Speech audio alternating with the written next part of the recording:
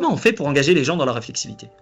Et donc là, je pense qu'il y a plusieurs éléments, mais j'avais précisé tout à l'heure que la place du sujet, la place du formé, la place de l'apprenant me semble essentielle. Si elle est centrale dans une approche constructiviste ou socio-constructiviste, ça veut dire qu'on part de lui. Alors si on part de lui, qu'est-ce qui pourrait justifier qu'il s'engage dans la réflexivité?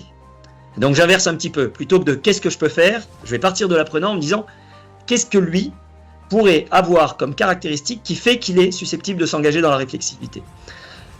Première des choses, on connaît tous des gens qui ont des profils très curieux de eux-mêmes. Et pas forcément pour des questions de narcissisme ou d'égotisme, qui sont curieux de savoir comment ils fonctionnent. Donc ceux-là, j'ai envie de dire, ils ont déjà le bouton on-off de la réflexivité. Si on est dans une proposition d'outils réflexifs, bah, ils vont rentrer dedans parce que ça va répondre à une curiosité de eux-mêmes qu'ils ont.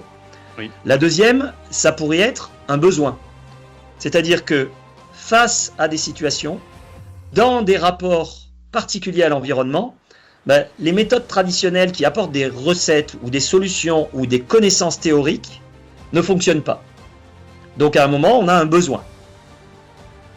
Et puis, la dernière chose, et qui à mon avis est la pire, et c'est celle sur laquelle je pense qu'on n'a aucune chance d'arriver sur de la réflexivité, c'est lorsque c'est une commande institutionnelle.